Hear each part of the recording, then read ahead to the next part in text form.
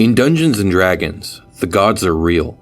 They scheme and vie for power over the cosmos, and their believers and followers push their divine agendas across the material plane. They grant magic and blessings to those who adhere to their teachings, and rain down ruin on those that defy them. And there are many gods and goddesses to adhere to or defy in D&D. If there is a thing that exists, there's probably a god for it. Sun gods, love gods, darkness gods, and more. Gods of good and gods of evil. But few gods inspire the blend of fear and worship from the various races of D&D than gods of death. Enigmatic and unknowable, these types of deities are respected by all, worshipped by few, and fathomed by none. And one deity of death in particular is a true entity of mystery defined by her cryptic mysticism and her cold, neutral nature. I am of course speaking of the Raven Queen. But before we unravel the mystery of the goddess of death, winter, and fate, know that she is an entity with a complicated dual origin and nature. Introduced to the game of D&D in 4th edition, where her mystique first captivated players and DMs alike, she was then drastically reinvented for the newer 5th edition. Thus, we will be dividing everything you need to know about the Raven Queen into 2 videos. This one will be focused on her origins and nature of her original lore. In the second part, we will detail the changes to her lore and character which entered her into the Forgotten Realms setting. All things end. All things die. So the world turns, as it always has and always will. Death is the single truth on which all mortals can agree, because none can escape this particular doom. The true name of death is long forgotten, but she has come to be called the Raven Queen. She is the spinner of fate and the patron of winter. She marks the end of each mortal life, and mourners call upon her during funeral rites, in the hope that she will guard the departed from the curse of undeath. As Death's queen, the Raven Queen is feared by mortals because through her domain lost souls travel to find the fate awaiting them. As the Lady of Fates, mortals offer their prayers and sacrifices to alter their fortunes, to make the impossible possible, and to escape a turn of bad luck. And as the Mistress of Winter, she is the killing frost, the biting wind, and the feathery snowflake's gentle touch. She is the Lady of Endings, and her presence blankets the world in white, preserving it until that time when all creatures are reborn. She is a stoic and cold figure, siding neither with the forces of good nor the purveyors of evil. Her concerns and ambitions are her own, and whom she chooses to favor or hinder are a mystery to sages and even the gods. The Raven Queen was once a mortal woman, a human queen and a sorceress, a figure of great power among her people. But despite her great strength and achievements, she was powerless against the deadly plagues of Nerul, then the god of death and the dead. He unleashed unchecked disease to harvest more souls to feed his unnatural hunger. He, like other deities of evil, sought to become king over all gods. He believed the path to his conquest would be paved with the souls taken from the dead. This mortal woman, however, gave him pause. In her he saw fabulous strength, character, and ambition to match his own. He made her his queen, renamed her Nira, and placed her at his side. But he underestimated his new queen. Though she feigned submission to the Lord of the Dead, she would yield for no one, not even a god. And once she learned to harness the souls of her new domain and use their power, she soon led the uprising that culminated in her captor's destruction.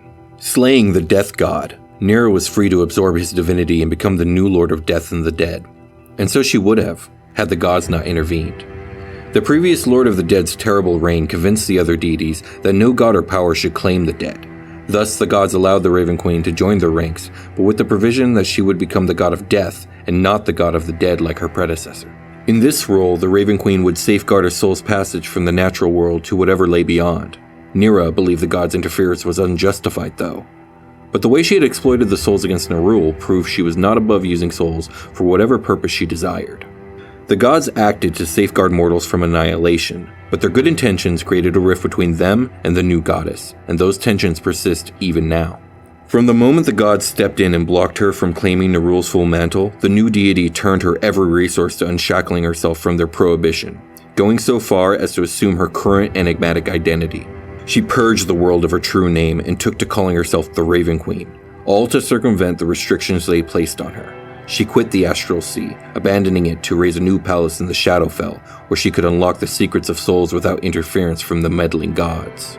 The Raven Queen stands apart from her peers, taking no hand in their dramas unless she can grow her power as a result. For example, she once came to Corlon's side during the war against Lolth, lending her sorrow sworn against the fallen elves and their demonic allies. In her defeat, Lolth forfeited her claim to the domain of fate, leaving it available for the Raven Queen to assume as a reward for her assistance. Again, when Kala, then goddess of winter, sought to grow her own power, the Raven Queen was there, fighting alongside the other gods to stake her claim to winter when Kala was eventually cast down. One can be certain, if another divine struggle erupts in the plains, the Raven Queen in her cold ambition will, given the opportunity, pick over the gods' corpses and seize their mantles as she has done before. In her aloofness, the Raven Queen has made few true allies or enemies amongst the cosmos, but she does actively and violently oppose those who encroach upon her domains. Orcus, the demon prince of undeath, and Vecna, the god of necromancy, are chief amongst them. Both seek to unseat her and claim her power over death itself, and she despises their insolence and defiance against the natural process of life and death. Their existence undermines her authority and threatens her reign. Death, fate, and winter. Each is a grim subject, and none have the same appeal offered or glory promised by service to other gods.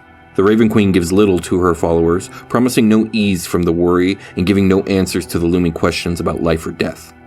Her somber priests do little to soften the Raven Queen's reputation in the world. In fact, they do much to reinforce her shadowy, often sinister reputation. Yet people seek her out. Some feel drawn to her service to find answers to dark questions. Others find respite from death's imminence or intercession where fate would hold sway. And still others seek comfort in winter's bitter chill. Fear pervades the ranks of her followers, but so too does respect. She might be detached and distant, but she's not an evil figure. Few people worship her exclusively, but all include her in their prayers and petitions when her influence is desired. The Raven Queen is far more than a death god. She is the mistress of winter and lady of fate. Her evolution from a powerful soul to her present state has only grown her influence in the world. The three concerns, death, fate, and winter, are related, but the latter two are not just reflections of her role as Death's guardian, but reflect a growing influence over mortal matters. All souls come to the Shadowfell, and sooner or later every one of them passes through Letherna, the realm of the Raven Queen. Here the shadows part to reveal a land of stark majesty, beautiful and terrible in its bleak scope. An unearthly chill threatens to burn the lungs, even as the sight takes the breath away. Silent forests with needles of frost and shadow grow from great sheets of ice that loom higher than the tallest tower. Jagged mountains rise from the landscape, the tallest of which is capped by a stronghold of black ice, the Raven Queen's seat of power, Fate's palace. Spirits circle overhead, flowing toward this fortress, where they gather in a swirling storm.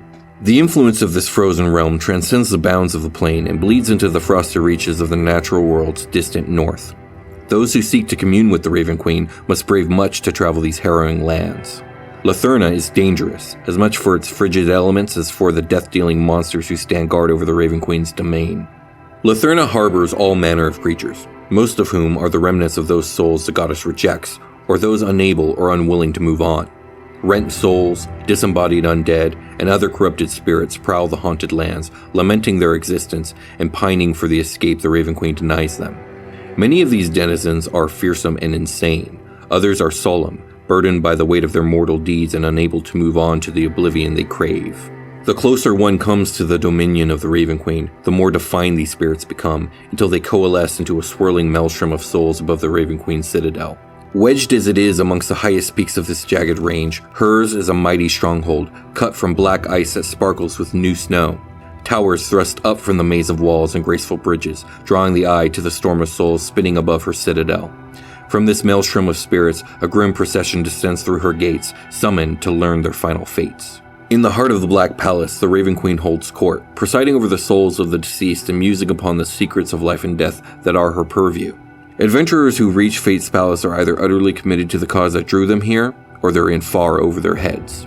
Saurusworn guard the entrance to the palace, presided over by the Death Lord Delatoth. She receives visitors and decides whether their business deserves the Raven Queen's attention. And few are ever allowed to be present before the Lady of Fate. So there it is, everything you need to know about the origins and nature of the Raven Queen previous to 5th edition. Next episode, we will be diving into her place in the Forgotten Realms and the role of her most loyal worshippers, the Shadar Kai. But until then, if you want to run a paladin dedicated to protecting the natural order of fate, a cleric opposed to the demonic forces of Orcus, or to send your party to the steps of the Winter Fortress in Letherna, this video has you covered. And remember to let us know in the comments just how it goes.